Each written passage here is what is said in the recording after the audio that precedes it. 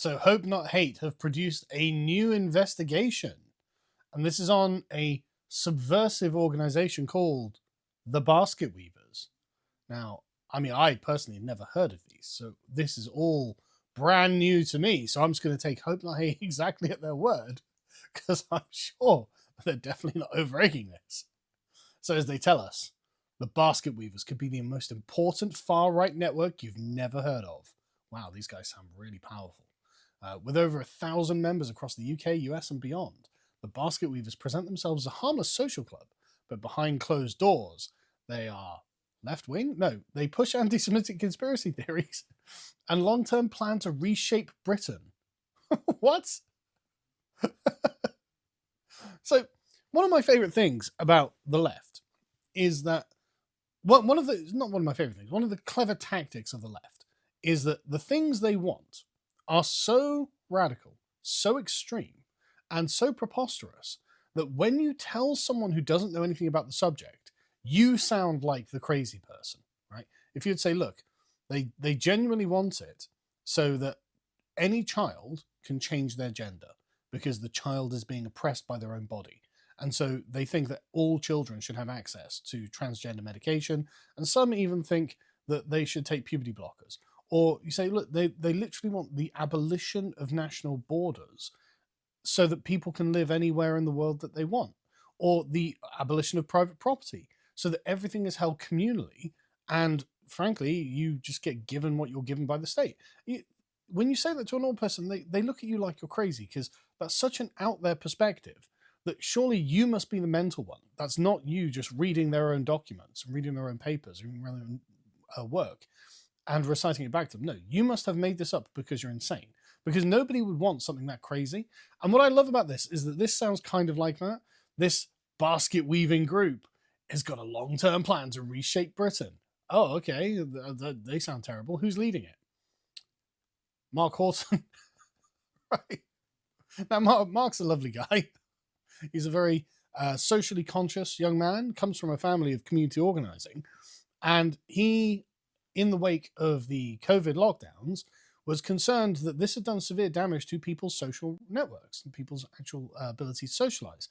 And so he organized basket weaving in order to get people out of the house, make sure they're present in the real world, and actually engaging with people as not to be excessively online autists. But what I love here is that they've portrayed him as if he is Sauron or Emperor Palpatine or Voldemort, like like this implacable, unthinking source of primordial evil in Mark Horton. Behind the innocuous name lies the true goal to radicalize, recruit, and reshape Britain from the shadows. Like, that's, if you were a normal person reading this, you'd be like, right, this sounds a bit ridiculous, right? It's 1,000 people who meet up and go to the pub, and I think you may have slightly overstated their capacity here. So, I mean, look at this. So they infiltrated one of the largest and most secretive far-right networks. It's like, well, how did you do that? Well, I asked to come to a meetup, and they said, sure. The group has 1,300 vetted members in the UK, which is not big. And they prioritize offline meetups to avoid media and anti-fascist scrutiny. Well, that's not the reason, is it? The reason is, as you actually have to say secondarily, to build deeper connections. Things done in real life are far more meaningful than things done online, which is true. And members aspire to build a whites-only community entirely outside of mainstream British society. Do they, though? Is that a stated goal? Or was the stated goal actually, maybe we should hang out with like-minded people, as in right-wing people, conservative people, people who are not liberals or radical leftists, and just make friends, it is build community, but nowhere is it stipulated that it's a whites only community. this is like, in fact, one of my favorite things about this, because this guy goes to one of these things, he says, well, why have people gone there, right? In fact, he says, I listened to white basket weavers insult an ethnic minority member with what honestly sounds like a joke, right? But how is there an ethnic minority member there if the point is to build a whites-only community. Like, what are the ethnic minority members doing there if that's the point of it? And, like, I mean, he basically seems to just be pointing out that there are sort of lonely men after COVID. Loneliness seems to attract many of the young men to basket weaving. I consider myself pretty low on the totem pole of society, one said. I spent most of my formative years being rejected by people. Okay, so isn't this something good to stop them becoming even more atomized, even more isolated, and perhaps turn to really dark thoughts and dark places? I actually think that having something that you are committed to, like an actual social group, is probably one of the primary things that prevents extremism, isn't it? I spent most of my formative years being rejected by people. I heard about members who weren't on speaking terms with their parents. Right, so these are young men who have got problems. I met one basket weaver who had been kicked out of his family home after spending his allowance on sex workers. Others described how the relationships they yearned for had yet to materialize. Many described feelings of alienation and boredom, working long days and tedious, unfulfilling jobs, and spending their evenings watching hour-long racist live streams. Right, okay. So interesting, right? The problem that we have with dispossessed and lonely young men who don't agree with the current status quo and political agenda is being is being sort of sanded off the hard edges on this, right? It gives them something in which to exist and which to be a part of that prevents them from going down the like Axel Rudikabana route. Like, and that's good, isn't it? I think that's good. I think it's a good thing that that actually is done, right? And so this is characterized by Hope Not Hate as far-right networking. And the thing is, from the perspective of Hope Not Hate, it probably is far-right networking, right? It is far-right not to be a communist and not to just hate men, hate tradition, hate the way things always used to be. And this, again, tying into the desire of becoming a new elite, is just I think is hilarious. Basket weaving and the idea it upholds is a commitment to a meaningful local connection, commitment to meaningful local connections, promoting healthy and positive values. Mark Horton said in his opening speech. Oh, that sounds terrible. Like that's proper Darth Vader stuff. That like, I'm pretty sure that's exactly what Voldemort's plan was. Like, I've never watched Harry Potter actually, but like Anyway, he went on to identify poor mental health as a problem, exacerbated by social isolation and internet addiction. Wow, it's almost like getting people off the internet and into a pub to hang out with like-minded people and make friends with them is actually a good thing.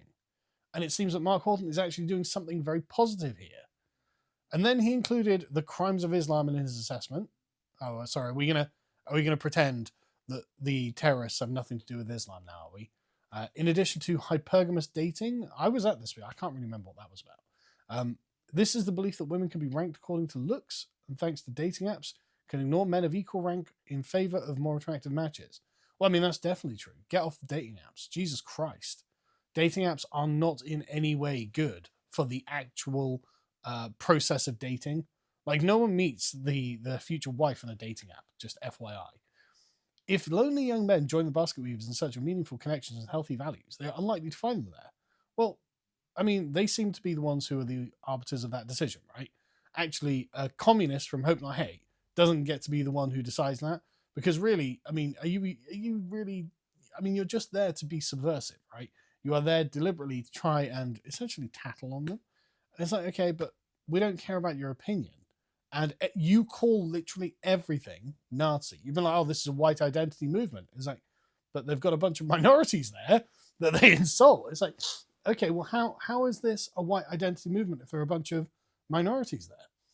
And so this whole thing just comes across as very weak, very unnecessary, and seems like a deliberate attempt to essentially keep young men who are not left-wing from being able to find a way to make their lives materially better by improving their own social relationships. Because most of the content that is good in a person's life comes from the relationships they have. And in the wake of the government literally interceding in all of our relationships and saying, no, we're breaking these connections. You are going to stay at home. You're going to stay at home. If you're not in each other's bubble, you can't hang out. All this sort of stuff. You can see why this seems like a really good idea from Mark. And actually, the way he's framed it, the way he's promoting it, it's like, yeah, no. we don't have to be left-wing, and we can have social groups that are just for us. And when I say for us, I don't mean for whites, because again, you've got ethnic minorities there. So how do you even square that circle? Hope not hate. You can see why this would actually be a really useful thing and a really good thing to do to prevent people from falling into radical extremism, from preventing people from not having an outlet to vent their frustrations to friends or like-minded people, and for them to do something productive with their time, right? Actually make those connections that might end up, as he says in other parts of it. Some people have found wives and girlfriends and have got married and had children through this. It's like, good for them. Absolutely good for them. This wouldn't have been possible if it wasn't for Mark being like, look, we're all just going to get together and hang out and accept that there is a status quo at the moment that is just not for us. Like, we're not part of the mainstream. We don't feel like we're being included in the mainstream, and we don't want to just be on our own forever. And that's the thing that Hope Not Hate is most afraid of. So when they're like, they come out with this sort of grandiose claim, oh, this is going to shape the future of Britain.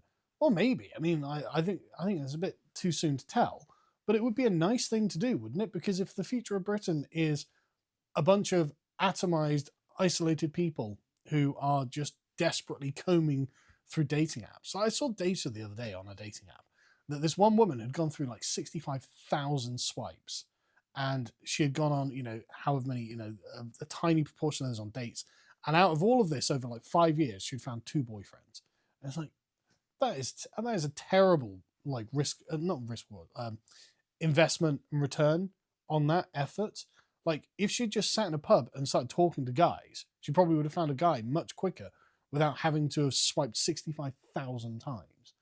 But anyway, the point being, this whole thing is just wildly overinflated, right? I know the people involved with this. They're just normal people.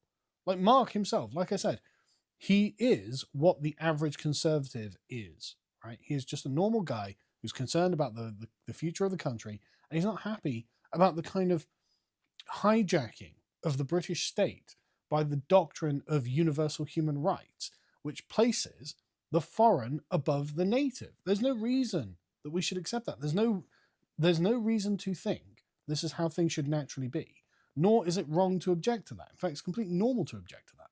And if you can't get any traction from the government on this because they're committed to this, well, you can still organize socially in your private life, and that's what they're doing. And some guy has just gone down and gone, oh yeah, hello, fellow Basketweavers. I'm going to write a big expose calling you a bunch of Nazis. And it's like, okay, well, all right, whatever, whoever wrote this. Like, this is basically not going to go anywhere, right? I mean, if anything, I think this is just going to raise Mark's profile on the right and show that, oh, right, there is something to this that Hope Not Hate takes seriously. And they think it's going to reshape Britain from the shadows. Well, brilliant. I'd like to get in on that. Maybe give Mark Horton a shout. He's at Not So Obvious on Twitter. Give him a shout if you're a lonely young lad who doesn't feel that you're accepted by the left-wing consensus, and you're like, yeah, no, I'd like to actually get out and meet some people, actually. This seems like a great opportunity for it. I mean, look at the advert. How can you say no to this? This secretive network mixes racist ideology, conspiracy theories, and extreme misogyny under the guise of harmless social meetups. I mean, that, again, sounds, I think they might be over-promising a bit there for you, but I mean, come on, that sounds really good, doesn't it? And again, for anything like this written from the perspective of Hope Not Hate, you can read that as this secretive network mixes being normal under the guise of hanging out with your friends. Right? That's what that really means. But this is written by a communist from Hope Not Hate. And I mean, I think they're probably suffering a lot, frankly, because of their funding being cut from USAID. I imagine they're getting a bit desperate and they need to hype things up as much as possible and try and get as much attention as possible. But frankly, like, I know the people involved in this. They're not terrifying, evil Nazis who are like goose stepping in the shadows. They're just people who want to hang out and feel like they're not quite as alone as modern society would indicate.